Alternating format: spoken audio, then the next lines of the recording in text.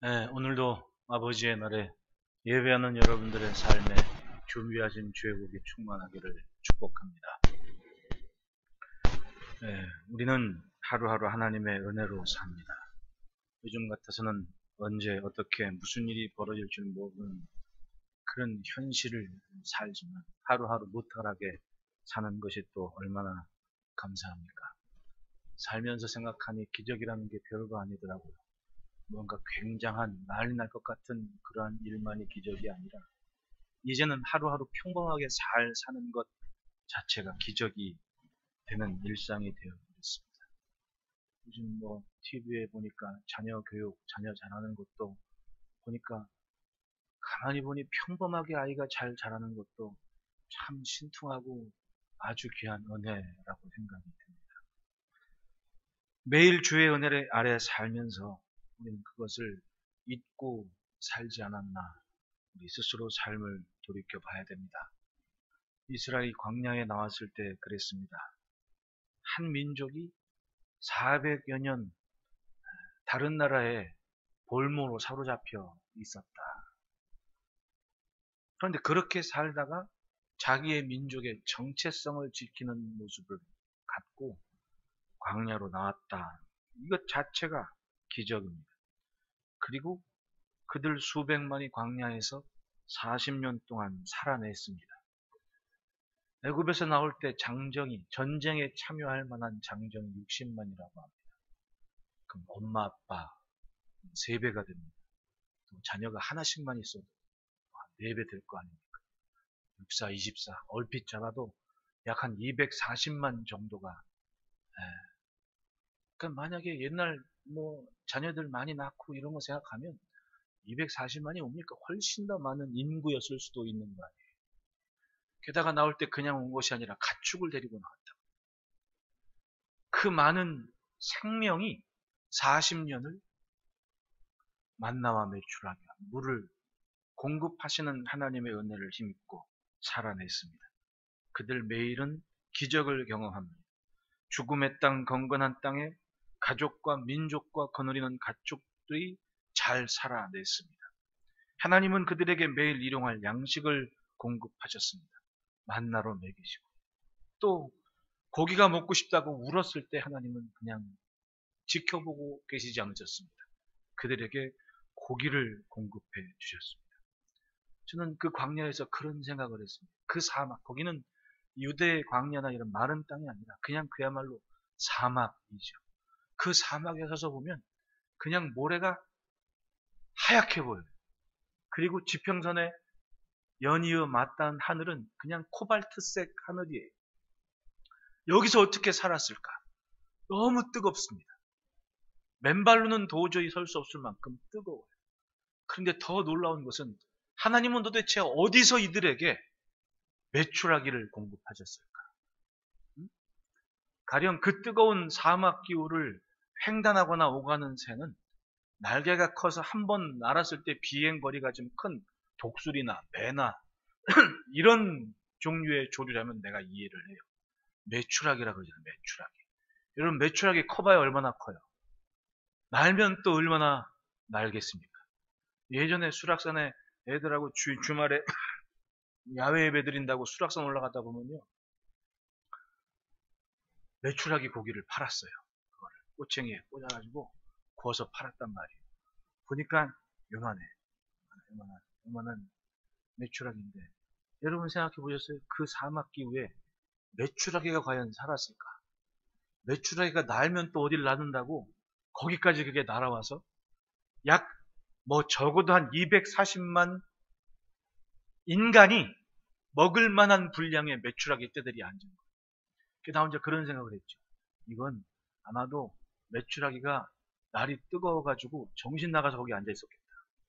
왜냐면 실컷 날았는데 태풍이 불었던 바람이 불었던 어디 딱 내려앉고 보니까 이게 사막인 거야. 메추라기도 충격받은 거지. 여러분 새들도 깜짝 놀라면 주저앉잖아요. 메추라기가 충격받아갖고 주저앉은 거야. 그러니까 사람이 와서 주스르라 그럴 때도 꼼짝을 못 하겠는 거지. 왜? 너무 뜨거워. 자기들이 평소에 있었던 그런 환경이 아니야. 기후도 아니고. 그러니까 메추라기가 정신 나간 거야. 그래가지고 사람의 손에 잡히지 않았을까? 학자의 얘기를 들어보지 않은 그냥 저 혼자만의 생각이에요. 여러분들 그런 생각 안 해봤습니까? 도대체 그 메추라기들이 어디서 수백만이 먹을 만큼 주저앉냐고 거기를. 응? 그리고 그렇게 사막 기후에 평범하게 보이는 뭐 먹이 쪼아먹는 그런 맹조류가 아니고 메추라기라잖아요. 메추라기. 그게 어디서 났냐고. 그러니까 막 때를 지어 날다가 어느 날 갑자기 짠 하고 앉게 했는데 뜨거운 사막이라. 이걸 날아야 하나 말아야 되나 방향 감각을 잃어가지고 내가 어디로 날아가야 될지를 모르는 거지. 그러니까 그 고기들이 다 이스라엘이 거두어들이는 식사가 됐잖아. 먹이가 됐다는 얘기 아닙니까? 그렇게 하나님은 신기한 일을 하셨습니다. 그런 이스라엘은 대단한 민족 아닙니까? 하나님께서 열국의 모델로 그들을 세우셨습니다. 처음부터 그들이 본이 될 만한 모습을 보였던 것은 아니었습니다. 가만히 보니 성경을 보면 멸망할 때까지 실망스러운 모습들을 많이 보였습니다. 하지만 그런 모습 때문에 오늘의 나를 분명히 더 볼 수 있지 않습니까? 내가 이랬었지. 우리가 이렇게 살았었지. 이렇게 살아야지 하는 그런 교훈이 됩니다. 매일 애국 군사의 억누름 속에 살아가는 것이 괴로운 날들이었습니다. 이스라엘은 탄식을 했습니다. 이들의 탄식은 자신이 어찌할 수 없는 상태에서 하늘을 우러든 순간이 됐습니다. 출애굽기 2장 23절로 25절 말씀에 여로의 후에 우방은 죽었고 이스라엘 자손은 고된 노동으로 말미암아 탄식하며 부르짖으니 그 고된 노동으로 말미암아 부르짖는 소리가 하나님께 상달된지라. 하나님이 그들의 고통 소리를 들으시고 하나님이 아브라함과 이삭과 야곱에게 세운 그의 언약을 기억하사 하나님이 이스라엘 자손을 돌보셨고 하나님이 그들을 기억하셨더라. 이들이 하나님께 부르짖은 것을 보십시오. 그 순간은 자신의 삶을 하나님 앞에 펼친 겁니다. 던져버렸습니다. 뭘 할 수 있겠습니까? 여러분, 이 사람들은 400년 동안 애굽에 있었다고 얘기를 해요. 자기 할아버지가 애굽의 노예였고 할아버지의 할아버지도 애굽의 노예였을 겁니다. 그렇게 노예의 삶을 살았습니다. 예전에 뿔이라는 드라마 다 보셨습니까?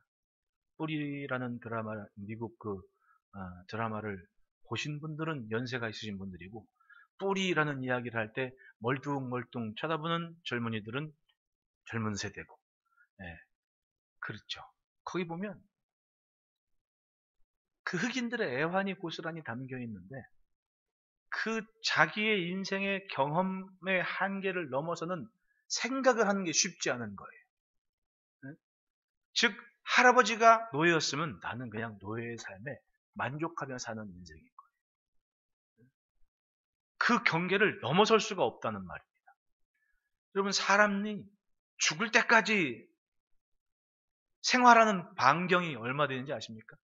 반경 50km를 넘어가지를 않는답니다. 평균. 50km 밖을 넘어가 보지를 않는다는 거예요. 그러면 평범한 사람들의 경우 그 50km 반경 안에 있는 생활의 경험과 삶의 모든 것이 제한적인 지식이 되었다는 이야기입니다. 요즘 같아서는 인터넷도 발전이 됐고 영상이나 이런 기술도 상당히 탁월하기 때문에 접하는 정보나 습득하는 직들이 굉장히 많지만은 이제까지 과거의 삶은 그러지 않았습니다. 그 제한된 환경에서 모든 것이 결정되고 그것을 넘어서는 것이 결코 쉬운 일이 아니었습니다. 여러분, 가끔 주변에 보면 외국인 근로자들 있지 않습니까? 그런 분들 무시하면 절대로 안 됩니다. 우리 습성상 외국인들을 보면 막 그냥 아래로 보고 하대하는 내용들이 많은데 그러면 안 됩니다. 절대로 그러면 안 됩니다. 제가 예전에 전도사 때 애들 데리고 수련회 가면 그때 당시만 하더라도 현수막에 베트남 아가씨 소개합니다 이런 현수막이 많았어요. 국제 결혼 시킨다고. 그럼 거기에 있는 아가씨들 그러니까 이 고등학교 남자의 아이가 그거 가지고 막 좀 웃어요. 굉장히 무시하는 투를 가지고 막 웃어가지고 제가 얘는 이대로 두면 안 되겠다 선입견이 생겨서 그래서 제가 그 아이한테 그런 얘기를 했습니다. 아무개야, 너 지금까지 해외 밖에 나가서 네가 영어를 한다든지 아니면 너 혼자 떨어져서 생활을 해봤니? 아니요. 저기 서 있는 저 아가씨들은, 저 사람들은 적어도 3개국어를 한다. 자기 나라 말하지, 영어 하지, 우리나라에 와서 한국말을 한단다. 그러면 저 사람들은 자기가 살던 생활의 모든 범주를 뛰어넘어서 다른 나라에서 살아내는 뭔가 독특한 사고와 경험치를 가진 사람이다. 함부로 무시하면 되겠니, 안 되겠니? 안 되죠. 이렇게 된 거예요. 우리도 그런 때 있지 않았습니까? 조금 더 잘 사는 나라 가서 자녀들 키우고 싶고 살아내고 싶은 마음을 가지고 갔습니다. 마찬가지죠. 무시받고 천대받는 세월이 왜 없었겠습니까? 그런데 그분들이 그렇게 천대받고 무시받을 만한 삶이었겠냐고. 뭔가 자신이 이제껏 살아왔던 경계와 한계를 넘어서는 도전이 있었던 인생들이었다. 부르짖는 기도는 마치 그것처럼 자신의 제한된 경계와 한계를 넘어서 하나님께 나아가는 결단을 가진 시간이었습니다. 2021년 시작하면서 우리는 던지는 삶을부터 시작했습니다. 하나님 앞에 제물이 되고 하나님의 말씀에 자신의 삶을 던지고 하나님의 말씀 주의 뜻에 순종하면서 자신의 삶이 이제껏 경험해 왔던 것에 안주하는 것이 아니라 뭔가 제한을 극복하는 그런 한계를 만나는 순간이었고 그것이 있는 사람과 없는 사람의 삶의 모습은 결코 같지 않다는 것을 우리는 보았습니다. 사는 것이 그렇습니다. 지금 누리는 것을 구별하지 않으면 항상 없는 겁니다. 시간도 재물도 건강도 지금 있는 것을 구별하는 겁니다. 그것을 못하면 항상 없다고 생각을 합니다. 죽을 때까지 없는 겁니다. 그렇게 아등바등 살면서 천국까지 가요. 항상 없는 채로 그렇게 살다 갑니다. 그러나 지금 있는 것을 주를 위해 구별한 순간부터는 던져진 인생이 되는 겁니다. 예, 내가 할 수 있는 것은 여기까지입니다. 하지만 이 넘어서는 주의 은혜와 주의 뜻이 있는 줄 믿습니다라고 자기를 구별하는 겁니다. 하나님의 뜻 앞에 그렇게 던져진 인생은 던지기 전과 후가 분명히 다릅니다. 사람의 힘으로 어쩔 수 없는 한계를 넘어서 주님이 간섭하셔야만 하는 여력이 생겨난 인생들, 그것이 던지는 시간을 가진 인생의 모습입니다. 던지는 시간이.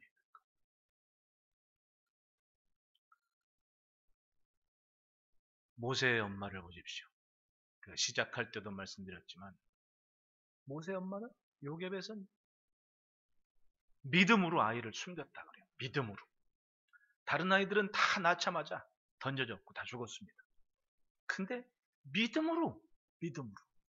근데 믿음으로 할 수 있는 자기가 인식하는 믿음의 한계는 아이가 큰 울음 내기 전까지 도저히 어찌할 수 없는 시간, 그것이 믿음으로 버틴 시간이었습니다. 그리고 이제는 아이를 강물에 던져보낼 수밖에 없는 때가 된 겁니다.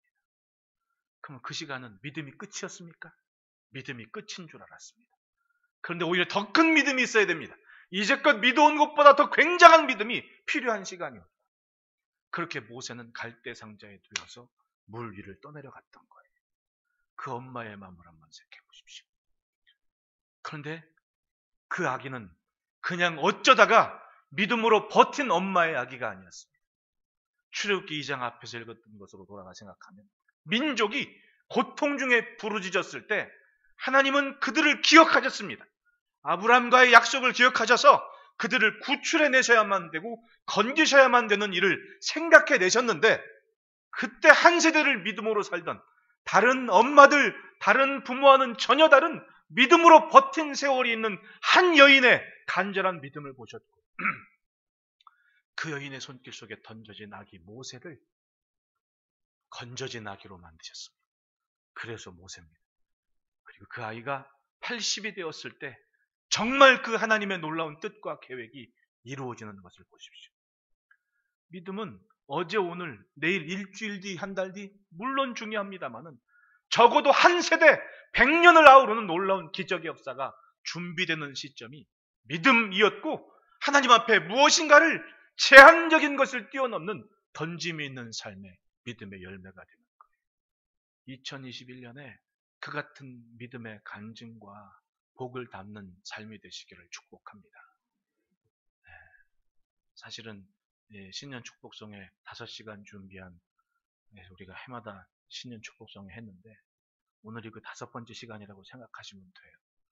여러분, 던짐이 있는 인생 따라합시다. 삶이 주의 것 되게 하자. 던져진 순간 삶이 명쾌하게 구별이 된 겁니다. 조지 뮬러는 5만 번 기도 응답을 받았다고 책도 나오지 않았습니까? 5만 번 기도 응답을 받은 비결. 그만큼 던진 시간이 많은 하나님 앞에 세월 지나서 이럴 걸 저럴 걸 하면서 후회하기보다 오늘 가장 뜻깊은 믿음의 결단과 선택이 있는 삶이 되시기를 축복합니다. 하나님의 말씀에 순종하고 나선 모세는 주의 것으로서의 목적을 분명히 했습니다. 아니면 벌써 그만뒀을 뻔한 상황들이 많았습니다. 자신과 함께한 이스라엘 백성들을 보니 허구헌날 원망하고 불평하고 뭔 그렇게 투덜됨이 많은지 아무리 이해하려 도무지 이해될 수 없는 모습들이 이스라엘에겐 정말 많았습니다. 만나를 먹고 있으면서도 고기 먹고 싶다고 장막에서 울고 있는 그들을 보면서 얼마나 기가 막힙니까? 모세는 하도 기가 막혀가지고 하나님한테 하소연을 했습니다. 민수기 11장 12절 말씀 보십시오. 이 모든 백성을 내가 배웠나이까? 내가 그들을 낳았나이까? 어찌 주께서 내게 양육하는 아버지가 젖 먹는 아이를 품듯 그들을 품에 품고 주께서 그들에게 열조에게 맹세하신 땅으로 가라 하시나이까? 이 참 고상한 표현이지만 여러분 이 말을 있는 그대로 한번 우리들 말로 한번 생각을 해보시라고. 이 말은 모세가 하도 화가 나가지고는 하나님께 따진 겁니다. 하나님, 내가 왜 이 꼴을 당해야 됩니까? 내가 얘네들을 낳기라도 했습니까? 내가 얘네들 애비입니까? 왜 나보고 먹이라 그러는 겁니까? 약속은 하나님이 하시고 왜 내가 이 백성을 책임집니까? 라고 따지는 거 아니냐고. 모세가 그랬습니다. 얼마나 황당했으면 그러냐고. 물에 빠진 사람 건져냈더니 뭐 내놓으라고? 보따리 내놓으라고. 딱 그런 상황 아닙니까? 모세는 너무 황당해가지고 아니 하나님, 약속은 하나님이 하고 왜 고생은 나를 시킵니까? 이렇게 따지고 있는 거 아니냐. 이렇게 황당했습니다. 솔직한 마음이었습니다. 그러니 그만뒀어도 벌써 그만뒀을 상황이 모세는 참 많았습니다. 그러나 그때마다 모세가 빠지지 않고 한 행동이 있습니다. 하나님을 찾은 거예요. 하나님께 부르짖은 겁니다. 하나님께 기도를 했습니다. 하나님 보시라고. 하나님 어쩌면 좋겠냐고. 즉 모세의 기도는 하나님 앞에 던진 삶입니다. 하나님의 것대로 펼쳐놓은 겁니다. 보시라고. 낱낱이 보시라고. 성도의 삶을 온전케 하는 것은 기도입니다. 기도. 믿음의 역사를 지속하게 하는 것도 기도입니다. 기도. 기도가 없으면 그만뒀어도 벌써 그만뒀어야 되고 기도가 없으면 멈췄어도 벌써 멈췄어야만 됩니다. 성경을 보면 믿음의 선조들의 특징은 하나님께 항상 물었습니다. 기도하는 시간이 늘 있었습니다. 여러분 아무리 피곤하고 힘들어도 성전 기도는 꼭 지키시기를 바라요. 성전 기도는 꼭 지키셔야만 됩니다. 지금도 우리 권사님들은 매일 기도 당번 따라 정해진 시간에 나와서 기도를 해요.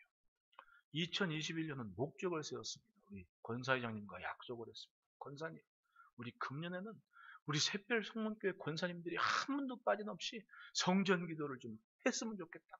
그렇게 좀 해나가자고. 적어도 한 달에 2번은 성전에 와서 예배를 뜰을 밟고 아버지 기도하고 찾는 성전 기도가 있어야 될 때가 됐다고. 세상을 보십시오. 갈수록 교회의 가치나 존재감이 지난주 신문 보셨어요? 저 아래 광주에서 누가 그러더라고요. 교회라면 지긋지긋하다고. 아니 교회가 뭘 그렇게 잘못해서 지긋지긋하다 그래요. 그런 취급을 받는 때가 돼버렸습니다. 예전에 미신이나 토속신앙회가 강했을 때는 저 믿지 않는 사람들도 영적인 것에 대한 존중이 있었어요. 근데 여러분 사람의 손으로 할 수 있는 것들이 많아지는 순간부터 그런 신령한 것들의 이미지나 존중이나 경외감은 떨어지기 시작합니다. 그러니까 과학이 발달되고 의술이 발달되면 될수록 신적인 존재를 찾을 필요가 없어지는 세상이 되는 거예요. 왜? 내가 다 할 수 있거든. 그러니까 과거에는 토속신앙이나 미신적인 사상이 있는 사람들이 막연하게 교회 그러면 존중을 했습니다. 목사 그러면 신령한 사람으로 알았어요. 왜? 자기들이 그렇게 비나이다 비나하고 살았거든. 하다못해 장독대에 냉수 한번 올려놓고 보름달이 꽉 차기를 기다리면서 기도하는 그런 때가 있었거든요. 그럴 때는 신령한 것에 대한 존중이 있는 세대들이야. 근데 지금은 누릴 것 다 누리고, 아프면 병원 가고, 아쉬울 게 없어. 신령한 것에 대한 존중이 갈수록 떨어지는 시대가 됐거든요. 교회도 마찬가지. 과거에는 존중받고 위안을 삼고 그랬습니다. 사실상 바른 말이지 지금 대안학교 때문에 문제가 생긴 거 아니에요. 이런 코비드-19 확진자 생긴 그것 때문에 지금 문제가 생긴 그 전에 대안학교들은 쉽게 이런 말해서 모든 대안학교가 다 그런 건 아니지만은 그 대안학교에 다니는 애들이 어떤 애들이었습니까? 에디슨 같은 애들 아니에요. 선생님이 포기한 애들 솔직히 학교 보내니까 적응이 안 돼. 어떻게 하면 고민하다. 아이 목사님들이 대안학교 안 돼. 그리고 보낸 거. 제가 대안학교 초창기에 대안학교를 아주 굉장히 규모 있게 하는 그 목사님들 두 분을 제가 뵀습니다. 양 목사님 친구분들이었어요. 그게 1994년부터 그분들은 시작하셔가지고 아주 의미 있게. 근데 그분들의 열정을 알아요. 무엇 때문에 그 일을 하는지. 그러니까 교회들이 그 대안학교에 주축이 되는 모습들이 많았거든요. 물론 그 어간에 장사꾼들이 있어서 문제였던 거지 그들의 순수한 열정과 동기마저도 지금은 덮이는 때가 돼버려요. 저 문제 때문에. 그러면 그렇게 헌신된 뜻을 가진 대안학교들의 모습이 이 바이러스 때문에 한순간에 막 먹통이 돼버리고 지긋지긋하다는 표현까지 써요. 물론 거기에 무슨 장사치들처럼 하는 사람들이 없는 건 아니야. 근데 다 그런 건 아니잖아요. 중요한 것은 교회라는 신령한 가치를 가진 그런 존재감이 지긋지긋하다는 표현까지 왔다는 거. 이게 아픈 거예요. 이게 그런 시대가 돼버리고 말았습니다. 여러분, 교회가 세상과 다른 게 뭐가 있습니까? 하나님의 자녀로서 아버지를 부르고 하나님을 아버지로 부르고 그 앞에 서는 그런 경건의 삶, 영성을 품은 삶, 무엇을 가지고 세상에 우리는 이래라고 말할 수가 있겠냐. 이제는 사람들이 할 수 있는 게 많아졌습니다. 그런 상태에서 하나님 앞에선 하나님의 자녀의 구별됨은 무엇으로 지키겠냐. 우리들 스스로가 인식을 해야 됩니다. 저기서 주지 못하는 것이 여기에 있는데 이게 뭐냐? 나는 가지고 있어야 될 거 아닙니까? 완전 일부 예배 마치고 장로님들하고 이렇게 얘기하는데 요즘 AI가 대단하다고. 요즘은 AI가 습득을 한대요. AI랑 가수랑 노래 대결을 했대.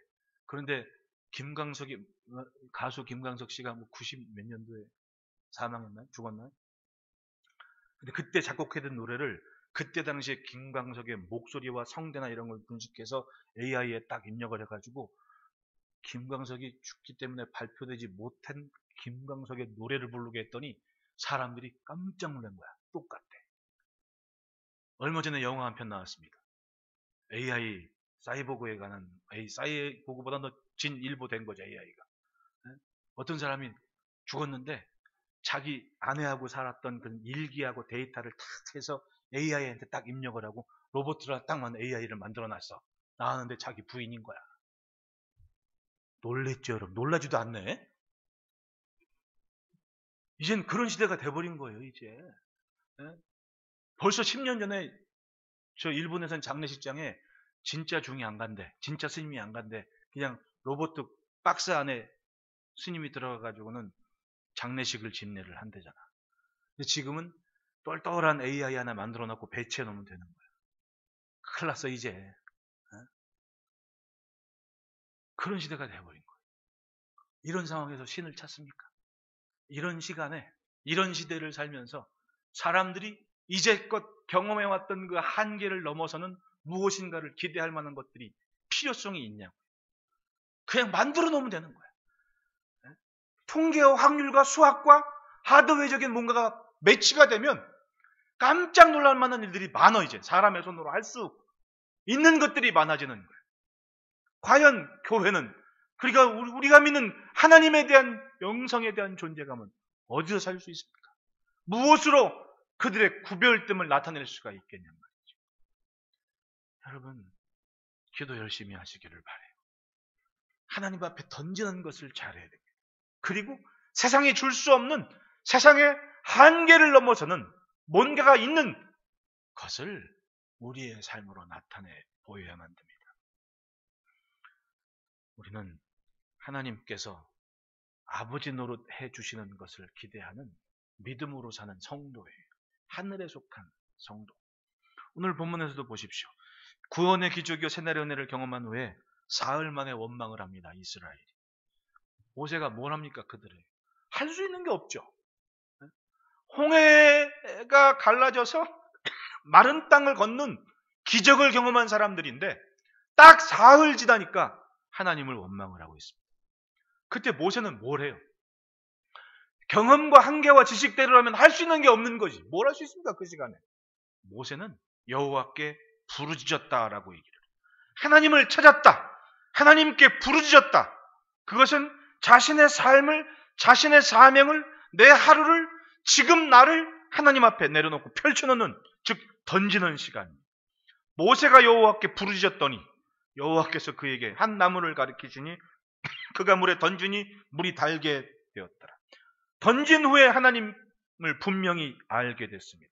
마라를 경험한 이유를 보십시오. 자, 보십시오. 모세가 마라까지 간 게 그냥 갔겠냐? 거기 물이 있었어요, 없었어요? 네? 있었잖아요. 모세는 호렙산에서 하나님을 만났습니다. 거기까지 왜 간 거예요? 시내산까지. 양치다가 물 찾고 풀 있는 곳 찾고, 즉 그 지형을 얼추 다 아는 사람 아닙니까? 모세가 마라라는 지역까지 이 수백만을 그냥 데리고 갔냐고. 물이 있으니까 간 거예요. 갔으니까 물이 있었어요, 없었어요? 있었죠. 단 쓸 뿐이야. 근데 거기 나무가 자랐어요, 안 났어요? 자랐단 말이죠. 그 말은 먹을 물이었다는 거예요, 못 먹는 물이었다는 얘기예요? 먹을 수 있는 물이었죠. 이걸 좀 잘 체크를 해야 되는 거예요. 먹을 수 있는 물이 있었습니다. 근데 그날은 썼어. 그리고 하나님은 그 나무 곁에, 샘 곁에 있던 나무를 던지라고 얘기했습니다. 달아졌어. 이 일련의 사건들이 있기까지의 과정을 보십시오. 자신의 경험대로 했지만 지금 쓴물이 됐단 말입니다. 한계와 제한적인 형편이 됐습니다.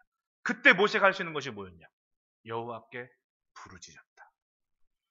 그리고 하나님은 자연스럽게 샘 곁에 있던 나무를 물에 던지게 하셨고 물맛이 달아지게 만들었습니다. 그리고 사람들은 그 물을 마셨다는 거예요. 여기서 끝이 아니었습니다. 하나님은 거기서 하나님께서 그 일이 있게 하신 이유를 설명하세요. 25절 하반절에 거기서 여호와께서 그들을 위하여 법도와 윤례를 정하시고 그들을 시험하실세라는 구절이 있습니다. 그 말은 뭐예요? 하나님께서 뭔가 이들을 위해 나타내고 싶은 것, 증명하고 싶은 것이 있었고 그것이 물이 쓰게 된 이유였고 달아지는 이유였다는 거예요. 그리고 하나님은 거기서 이스라엘에게 분명한 깨달음을 주세요. 26절 보십시오. 다 같이 읽어봅시다. 시작.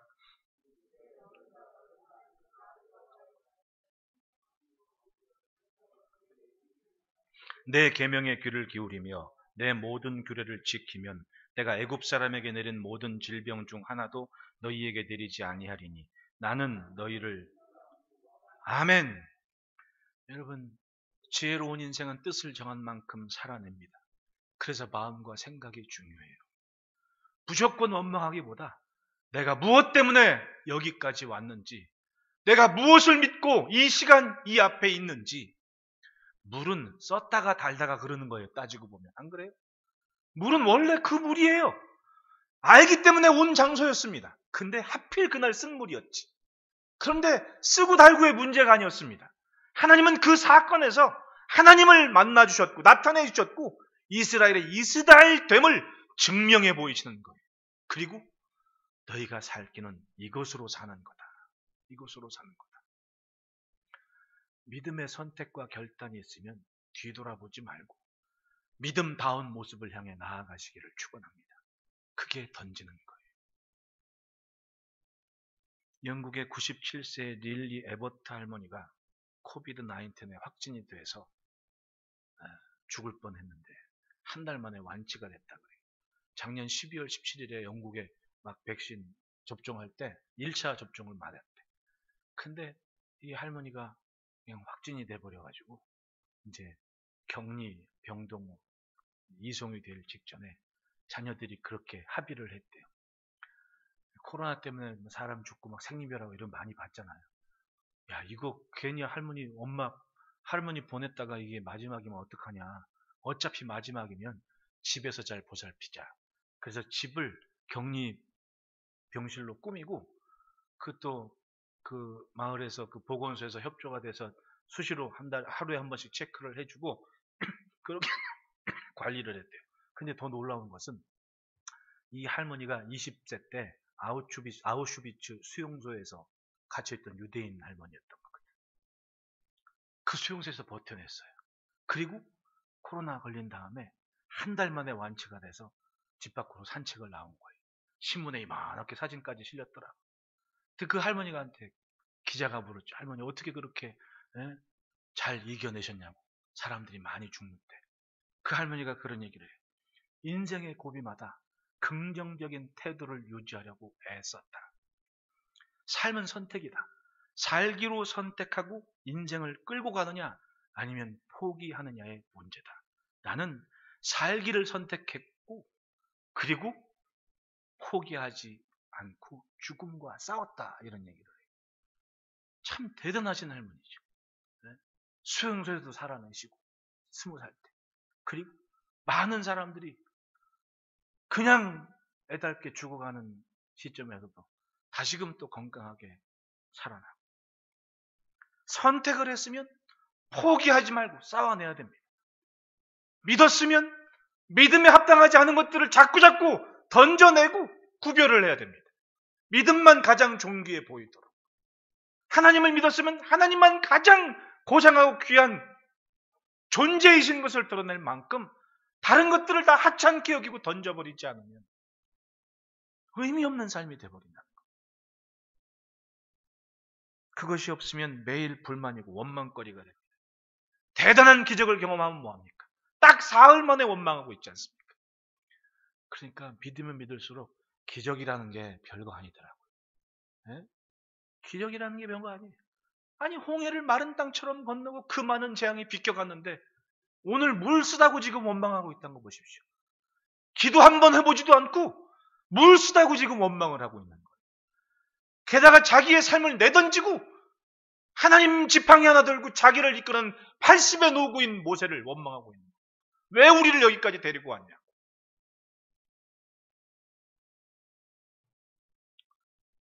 분명히 그들은 눈으로 확인을 했습니다. 자기들이 홍해를 건너왔을 때 뒤를 돌아보니 그 대단했던 애굽의 군대가 홍해 바다에 다 죽는 그 모습을 봤습니다. 그러면 따지고 보면 죽었어도 벌써 죽었을 인생인데 지금 살고 있으면 오늘 거저 사는 겁니다. 그건 지금 죽어도 좋사오니 나는 주를 위해 살겠습니다라고 해도 모자랄 판에 물 쓰다고 지금 원망을 하고 있는 거예요. 얼마나 어리석은 인생입니까? 22절 말씀에 모세가 홍해에서 이스라엘 인도함에 그들이 나와서 수르 광야로 들어가서 거기서 사흘길을 걸었으나 물을 얻지 못하고 마라에 이르렀더니 그곳 물이 써서 마시지 못하겠으므로 그 이름을 마라라 하였더라. 모세 나름 잘 인도한 거예요. 물이 있는 곳으로. 물이 없었던 곳이 아닙니다. 물이 있었던 곳. 모세의 경험에 따르면 그곳에 물이 있으니까 적어도 이 많은 생명체가 거기서 목을 축일 수 있다. 살만하다. 그러니까 규모 있는 우물이 거기에 이미 있었고 그래서 모세는 그리로 인도했다는 거예요. 무슨 이유에서인지 물이 써서 마시지 못할 지경입니다. 여기서 상황이 갈라집니다. 백성은 원망하고 모세는 여호와께 부르짖었다. 참 이게 바로 인생의 모습이에요. 24절에 백성이 모세에게 원망하여 이르되 우리가 무엇을 마실까 하며 아니 하나님 때문에 나왔는데 왜 모세를 원망하고 있냐고. 뭔가 인간은 하나의 거리를 찾아야만 됩니다. 모든 비난의 화살을 퍼부을 희생양 하나는 있어야 돼. 그게 모세였던 거지. 지팡이 하나 딸랑 들고 모든 것 뒤로 하고 자기를 건져내기 위해 찾아온 모세의 영광스러운 찬송과 찬미는 어느 순간 사라집니다. 사흘 만에 모세를 원망했다 그래요. 기도 한 번 해보지 않고 모세는 자기도 감당할 상황이 아니에요. 자기 생각과 경험대로라면 여기 이 물이면 이 사람들 충분히 먹고도 남아야 되는데 하필 왜 물이 써졌냐 이거죠. 모세는 여호와께 부르짖습니다. 하나님께 기도한 거예요. 기도하는 것과 기도하지 않는 것의 차이가 이렇게 큽니다. 백성은 원망했고 모세는 기도했습니다. 같이 기도했으면 얼마나 좋았겠습니까? 그러면 그 뒤로 얼마나 모양새가 좋았겠냐고. 계속 원망하고 계속 불평하고 계속 투덜대고. 가만히 보니 그러더라고. 기도하는 사람은 투덜대지를 않아. 뭐 길면 길고 짧으면 짧은 목회 연륜이지만 제가 깨달은 게 있습니다. 기도하는 사람은 사귀고 참고 혼자 견뎌내는 게 많아요. 기도 없는 사람은 항상 투덜대고 항상 원망이에요. 좋은 것 먹어도 원망이고 값진 것 있어도 투덜대. 그런데 기도하는 사람은 의미를 찾아. 이만큼 좋은데 바라보는 것과 느끼는 것이 차이가 나더라는 거예요. 보십시오. 이것은 분명히 시험이었습니다. 잘 생각하세요.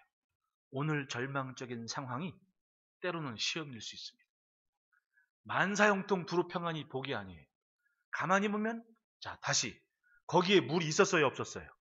있었어. 마실 만한 물이라는 거야. 거기 나무가 있었어. 나무가 잘 자랐어요 안 자랐어요? 잘 자랐어. 그러면 그 물은 먹을 만한 물이에요 못 먹는 물이에요? 충분히 먹을 만한 물. 이게 중요한 거예요. 잘 살아왔어. 그동안 잘 왔단 말이야. 근데 하필 오늘 그게 써. 마시면 퇴하고 뱉을 만한 지경이 돼버린 거지. 이유는 몰랐어. 근데 누구는 원망하고 누구는 기도했더라. 기도한 모세에게 하나님은 나무를 가리킵니다. 야, 나무 잘 자라고 있잖아. 그거 던져봐. 모세는 그 나무를 던졌습니다. 거기서 끝이 아니었어. 하나님이 하시고 싶은 일이었죠. 법도와 율례를 말씀하셨고 시험하셨다 그래요. 중요한 건 이거예요. 하나님은 그 절망의 시간에 나타내시고 증명해 보이시고 싶은 것이 있었던 거예요. 이스라엘에게 또 세상에 뭔가 다른 존재가 있음을 알게 하시는 시간. 여기 시험이란 나사라는 원어의 의미에는 단순한 테스트가 아닙니다. 여기에는 증명하다, 감행하다 혹은 시도하다라는 뜻이 담겨 있는 거예요. 그러면 하나님은 그 시간에 거기서 이스라엘에게 세상에 증명해 보이시고 싶은 것이 있었고 나타내시고 싶은 것이 있었다는 얘기입니다. 시도하시고 싶은 것을 시도하신 거예요. 그게 뭐예요? 멀쩡했던 물들인데 즉 무탈하게 잘 살았다. 어느 날 갑자기 꽝! 절망스러운 현실을 만난 거예요. 근데 그것이 절망이 끝이 아니었다는 거예요. 여기서 뭔가 하나님은 증명하고 싶은 것이 있었습니다. 너희는 이스라엘이다. 나는 여호와다. 그리고 알게 합니다. 너희가 내 말 잘 듣고 순종하고 잘 믿고 따르면 저 애굽에 내렸던 재앙이 너희에게는 전혀 나타나지 않을 거다. 그리고 말씀하죠. 나는 너희를 치료하는 여호와임이니라. 할렐루야. 그렇습니다. 하나님을 분명히 나타내고 싶으셨습니다. 모세는 감당할 수 없어 기도했습니다. 왜요? 분명히 물이 있었던데 잘 마셨던 곳인데 왜 이러지? 기도했습니다. 기도는 제한이 없는 겁니다. 기대했던 일이 잘못되었을 때 뻔했던 일인데 왜 이러지? 할 때 뭘 해야 됩니까?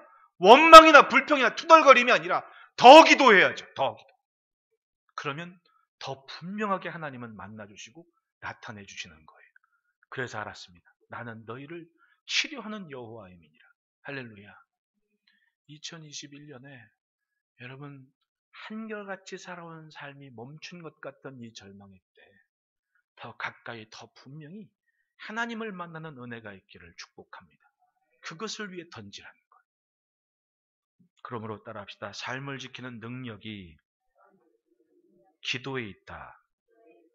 25절에 모세가 여호와께 부르짖었더니 여호와께서 그에게 한 나무를 가르치시니 그가 물에 던지니 물이 달게 되었더라. 거기서 여호와께 그들을 위해 법도와 율례를 정하시고 그들을 시험하실세. 던지는 삶의 시작은 기도였습니다. 기도 없이 이룰 수 없습니다. 하나님을 찾아야 되고 하나님을 만나야 됩니다. 하나님께서만 하셔야 될 일이 있고 하나님께서만 나타내실 일이 분명히 있습니다.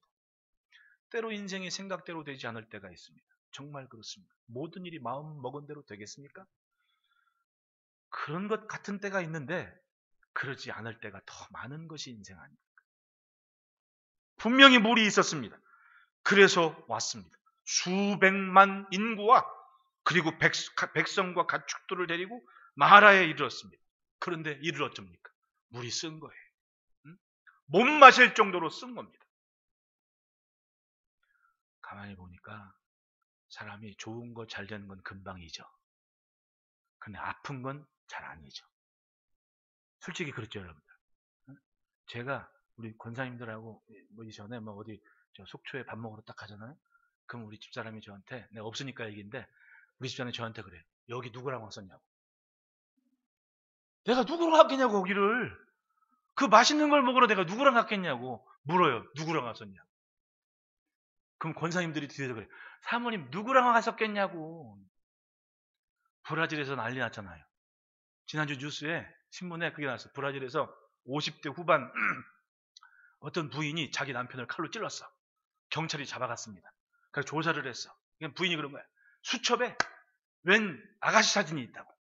찔른 거야. 경찰이 조사를 했더니 자기 20대 사진이야. 자기 20대 사진을 자기가 보고 자기가 잊어버렸어. 그래가지고 웬 여자를 수첩에 넣고 다니냐고 남편을 찔러버린 거야. 좋고 행복한 것을 금방 잊어버려. 근데 안 좋은 거는 두고두고두고 기억하는 게 사람이에요. 가만히 보니 그렇더라고. 보십시오. 늘 있었던 물인데 왜 그날 쓰냐고. 왜? 근데 그 시간 하나님은 그냥 쓰게 한 것이 아니에요. 그냥 절망을 만든 것이 아닙니다. 더 하나님을 나타내고 싶었고 더 살아내는 모습을 보고 싶으신 증거의 시간이었던 겁니다. 25절 말씀 보십시오. 여호와께서 그에게 한 나무를 가리키시니 그가 물에 던지니 물이 달게 되었더라. 거기서 여호와께서 그들을 위해 법도와 율례를 정하시고 그들을 시험하실세. 그 시간은 이스라엘이 하나님의 백성으로 사는 삶을 아는 기회였던 겁니다. 오늘 우리도 그래요. 평범하게 잘 살아왔습니다. 작년에도 얘기했지만은 우리가 10여 년 전에 똑똑한 러시아 학자들의 데이터와 통계에 따르면 금년에 한반도엔 통일이 됐어야 맞아요. 10년 전에 전망했을 때는 10년이면 강산도 변했는데 근데 변수가 생겼어요. 이 코비드 19이라. 우리나 코로나 그러지 외국 사람들은 뉴스 보십시오. 미국이나 뭐 베트남이나 이런 데 다 코비드 19이라 그러거든요. 이게 표준인 거죠, 원래는. 그것 때문에 통일이니 뭐니 다 멈췄어요. 세계가 멈춰버렸습니다. 그리고 솔직한 그렇게 대단해 보였던 나라들도 굉장히 하찮게 취급될 만큼 아주 위상이 뒤죽박죽이 돼버린 시대가 됐습니다. 100년에 한 번 있을까 말까 한 일을 우리가 지금 경험하고 있는 거예요. 놀라운 일이 벌어졌습니다. 그럼 우리는 어떻게 살아야 됩니까? 이게 전부냐고. 눈으로 보이는 이것이, 이 현실이 그냥 끝이냐고요. 보십시오. 늘 있었던 물이고 늘 맛있던 물이었고 나무도 잘 자랐습니다. 그런데 오늘 절망이 돼버린 거야. 쓴물이 돼버린 거야. 그 위기를 벗어날 수 있는 것은 뭡니까? 기도입니다. 하나님 앞에 던진 거예요. 이제 것은 내 경험대로 왔지만 하나님 나 어떡합니까? 던졌더니 하나님은 한 나무를 가르치셨습니다. 그 나무를 던졌더니 물이 달아진 거예요. 그리고 거기서 분명히 알았습니다. 법도와 율례를 배웠습니다. 예, 우리는 성도로서의 삶을 더 분명해야 됩니다. 나는 하늘의 은혜를 입고 산다. 하나님의 말씀을 품고 산다. 그게 나다라는 것을 이 세상에 반드시 나타내야 됩니다. 교회가 지긋지긋하다는 표현을 받고 있는 이 시대에 내가 교회 때문에 삽니다. 아니 하나님 때문에 삽니다라는 것을 명쾌하게 나타내 보일 수 있는 용기를 가져야 돼요. 예수 믿는 것은 부끄러움이 아닙니다. 요즘 대학생 애들이 교회에 다닌다는 얘기를 못한대요. 친구들한테. 왜 이렇게까지 돼야만 했습니까? 하나님은 이 절망의 시대에 하고 싶은 것이 있습니다. 나타내 보이시고 증명해 보이고 싶은 것이 있습니다. 그게 바로 오늘 우리의 삶인 거예요. 예배하는 여러분들 보십시오. 어떻게 하든 예배당에 와서 예배해야겠다고 그렇게 애를 쓰고 힘쓰고 그렇기 때문에 모이는 거 아닙니까? 일부도 그렇고 얼추 1, 2부 예배 다 오시면 그냥 우리는 70, 80%는 다 오시는 것 같아요. 어떻게 하든 와야 된다는. 내가 아침에 그 얘기 했더니 아무도 아멘 안 하는데 여기서 한번 해봐야지. 내가 어떡하든 우리 이 목사는 텔레비로 보는 것보다 실물로 보는 게 훨씬 멋있다고. 지혜로우시네. 네. 8시 반 예배 드리시는 것보다 11시 예배 드리시면 조금 더 지혜롭고 복을 조금 더 받으세요.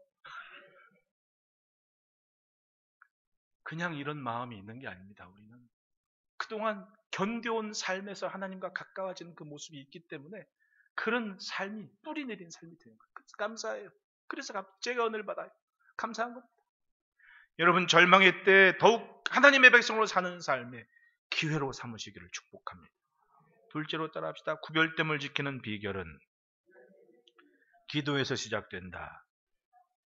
모세가 하나님께 부르짖기 전에는 몰랐습니다. 왜 쓴 물인지, 멀쩡했던 물이 왜 쓰게 됐는지. 그리고 하나님은 기도한 모세에게 쓴 물이 단물로 바뀌어지는 기회를 주십니다. 그것은 모세가 하나님께 부르짖은 후에 알려주신 응답이에요. 나무가 잘 자랐다는 얘기는 그 물이 몹쓸 물이 아니라는 거예요. 그죠? 네? 이건 상식이지 않습니까? 사람이 못 먹을 쪽인데 나무가 자라면 못 먹어요. 사람 못 먹는 물 여기 보십시오. 금방 죽어버려요.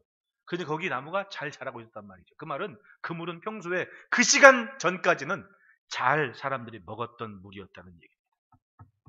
그런데 어느 순간 잘못된 거야. 근데 기도했더니 부르짖었더니 그 물이 달아지는 방법을 하나님께서 나타내 주셨습니다. 그리고 알았어요. 원래 쓴 물은 아니었어. 단 여기서 하나님의 시험이 있었던 거예요. 그리고 법도와 율례를 정하십니다. 즉 하나님의 말씀과 뜻을 존중하며 사는 인생이 바로 이스라엘이라는 겁니다. 그걸 나타내 보이신 거예요. 그걸 시도하신 거예요. 시도. 그게 시험이라는 거예요. 우리가 세상과 다른 것이 바로 이것입니다. 하나님의 말씀, 하나님의 뜻, 그래서 성경입니다. 성경. 이 성경을 놓칠 수 없습니다. 그 말씀의 의미를 잃을 수 없습니다. 그것이 우리의 구별됨을 지키는 비결입니다. 세상과 다른 게 뭐 있습니까? 우리는 이것 가지고 살아요. 주의 말씀을 가지고 산다.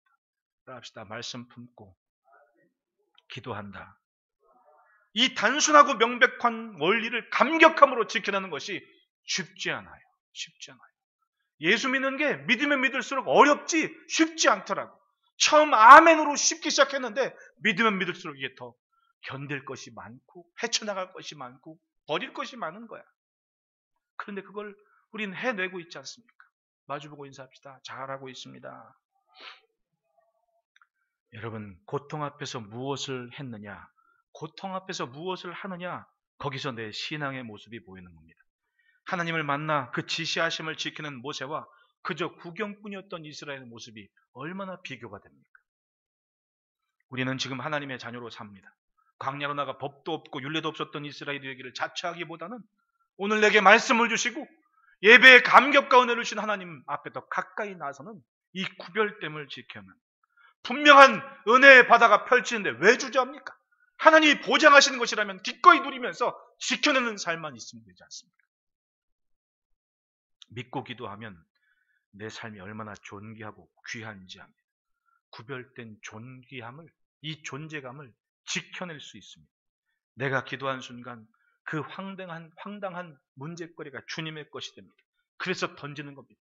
내 손을 떠나 보내는 겁니다. 모세의 인생이 그렇지 않습니까? 엄마 손을 떠나 보낸 순간 주님의 계획이 확실하게 드러났습니다. 그것이 바로 100년 뒤를 바라보시는 하나님의 해안이었던 거예요. 금방 죽을 것 같았던 인생이 120년 하나님의 계획 속에 멋지게 살아냈습니다. 할렐루야. 여러분, 잘 던지시기를 축원합니다. 솔직히 기도하고 삶을 하는 것이 얼마나 중요한지 아세요? 요즘 같은 데는 특히 그래요. 어떤 분이 기도하면서 꿈을 꿨는데 제가 늘 얘기하잖아요. 갈수록 이 좀비 세상이 되어가는 것처럼 그렇게 된다고. 사람이 뭐가 다니는데 좀비처럼 되는 거야. 그 이 양반이 꿈을 꿨는데 자기랑 가족들이랑 몇 명이 이렇게 딱 동네에 나가서 가고 있는데 여기에 막 그 뭐라 그래요? 집단? 수많은 그 왜 중국 영화 같은 데 보면 막 귀신 같은 애들이 깃발 들고 막 하는 것처럼 여기 한 무대기 저 무대기 한 무대기 막 그렇게 막 사람들이 가더라는 거예요. 그러니까 식구 보고 일로 오라고 이쪽으로 가라고 이쪽 가라고 그러면서 꿈을 깼다 그러는데 근데 그 얘기 듣고 깨달은 게 있습니다. 지금 세상에 그런 거예요. 예? 사람의 그런 영성이, 영혼이 좀비 때처럼 그렇게 자기도 모르게 그냥 집단으로 그렇게 그냥 다 죽어가는 모습으로. 예? 언젠가 저 성수대 총장님이 유럽 가가지고 주일날 예배 드리러 갔는데 예배 시간 문이 딱 열리고 사람들이 다 들어오는데 그 왜 공항 같은 데 보면 저 서양 할아버지들 보면 이러고 있잖아요. 몸이 굳어가지고 이렇게 되시는 분들 보는데 자기는 예배당 일찍 30분 전에 와서 기도하면서 이렇게 앉아 있는데 문이 열려가지고 뒤를 딱 돌아보니까 그 할아버지들 할머니들이 이러고 이렇게 들어오는데 걸음도 느리잖아요. 이러고 들어오는데 퍼뜩 놀랬대. 진짜 영화에서 본 좀비가 들어오는 것처럼 사람들이 다 이러고 들어오니까 무섭더래. 예? 그리고 젊은 사람들이 없는 거야. 그러니까 이분이 깜짝 놀라고 마음에 큰 짐을 가진 거예요. 아, 지금 우리가 사는 세상이 이렇게 되고 있구나. 우리나라도 멀지 않았구나라는 위기의식을 갖게 되더라는 거죠. 그게 지금 우리가 사는 세상입니다. 그리고 들려지는 얘기는 교회는 지긋지긋하다고 그렇게 평가받는 그런 때가 돼버렸으니 이런 시대를 우리가 살아내야 되는 거예요. 이럴 때일수록 필요한 것이 있습니다. 구별됨을 지켜야 돼요. 우리의 구별됨. 사람답게 사는 것 거창하지 않습니다. 우리의 그 선한 의지와 존재감이 하나님의 은혜 때문에 시작되었다는 것을 나타내 보이는 삶이에요. 네? 그러니까 여러분 또 한번 마주보고 인사합시다. 착하게 삽시다. 성전에서 만들어지는 성전에 있기 때문에 이루어지는 이 선한 삶을 적극적으로 나타내. 세상은 지금 그런 삶을 요구하고 갈망하고 있습니다. 제가 왜 그걸 봤냐면 요즘 자동차 선전하는데 그게 나오더라고요. 어떤 자동차 회사에서 자동차가 딱 들어오는데 횡단보도 신호에 걸려가지고 딱 섰는데 횡단보도 정지선이 있잖아요.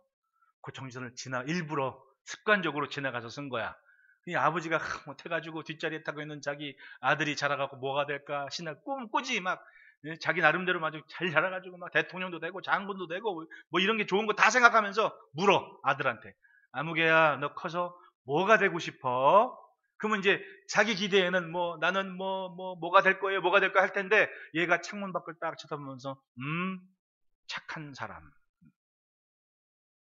그러니까 이 아버지가 뭔가 뒤통수를 띵 맞은 것 같아가지고 그렇지 세상에 꼭 필요한 것은 착한 사람이지. 그리고 차를 정지선 밖으로 이렇게 물리는 선전이 못 보셨어요? 텔레비를 잘 안 보시는 분들이라. 그래서 난 그런 생각을 했지.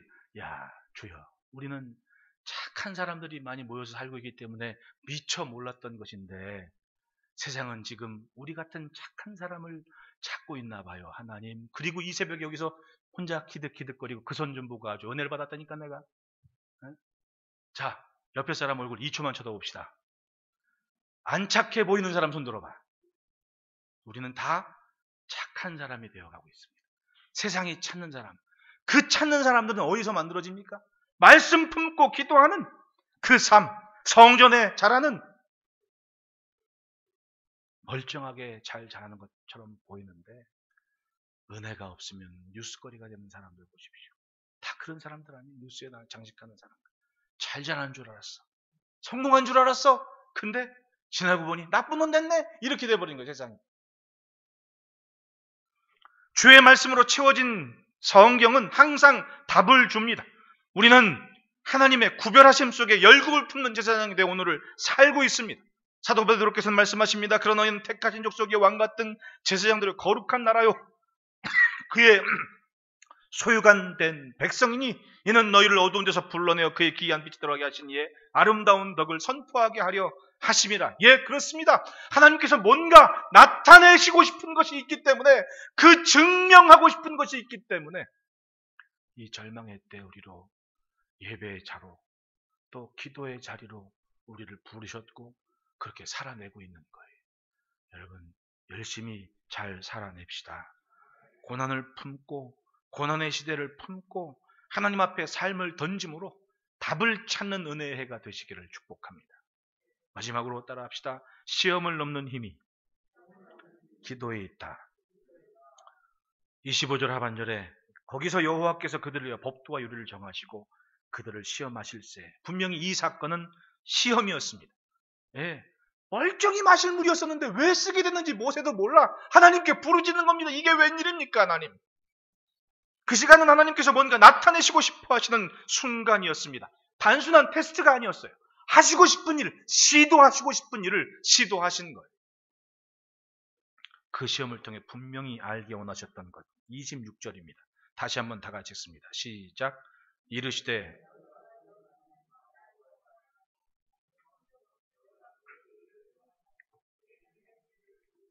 내 모든 규례를 지키면 내가 애굽 사람에게 내린 모든 질병 중 하나도 너희에게 내리지 아니하리니 나는 이 말씀 보십시오. 듣고 순종하고 행하는 삶이 있으면 모든 재앙을 멈추시겠다는 것을 보여주신 거예요. 재앙과 상관이 없는 인생으로 살게 하시겠다고 선언을 해주신 겁니다. 나타내 주신 겁니다. 그리고 말씀하시기를 나는 너희를 치료하는 여호와임이라. 이미 경험했습니다. 살아온 삶에서 겪은 일들이었습니다. 그 일이 영원하다는 것을 새삼 제삼 인식시켜주는 거예요. 따라합시다. 은혜는 영원하다. 그러므로 이해할 수 없는 고통 앞에서 기도한 모세, 기도 후에 하나님의 지시하심으로 한 나무를 보았습니다. 항상 있던 나무. 그리고 그 나무를 던지면 물이 달아졌다 그래요. 삶은 그대로입니다. 그러나 기도하기 전과 기도한 후가 엄연히 달랐습니다. 부르짖음이 없었다면 절망으로 끝났을 상황. 애매모호하고 알다가도 모를 일로 멈췄을 그런 인생. 기도했더니 물은 달아졌고 하나님이 무엇 때문에 그 일을 시도하셨는지를 알게 됐습니다. 더 분명하게 하나님을 나타내기를 원하셨던 거예요. 나는 너희를 치료하는 여호와임이니라. 내가 할 수 있는 것과 할 수 없는 것을 분별한 후에 기도하는 것. 기도하면 따라합시다. 기도는 만사를 변화시킨다. 뒤돌아 보십시오, 여러분. 기도밖에 답이 없는 것이 솔직한 인생이에요. 살아온 대로 살아가도 아무런 일이 없고 무탈하고 평안할 줄 알았습니다. 예, 그런데 어느 날 갑자기 멀쩡했던 물이 써진 거예요. 멀쩡했던 물이 써진 겁니다. 도대체 이게 웬일입니까? 기도하고 알았습니다. 아, 하나님을 더 가까이 나타내시고 하나님의 백성이 이 땅에 살고 있음을 증명하시는 시간이었구나. 절망했다라고 얘기를 해요. 답답합니다. 솔직히 어느 새벽에는 기도도 잘 되지도 않아요. 답답합니다. 그렇지만 분명한 것이 있습니다. 절망은 절망으로 끝나지 않습니다. 부르짖음이 있는 땅은 하나님께서 뭔가 증명해 보이시고 나타내실 것이 있는 시간이 되는 거예요. 기도하기 전과 기도한 후가 같지 않습니다. 2021년 하나님 앞에 삶을 던짐으로 던지기 전과 후가 확실히 구별되고 구분되기에 하나님께서 여러분들의 삶을 통해 대단한 하나님의 영광을 더 밝히 나타내시는 은혜가 있기를 축복합니다. 기도하겠습니다.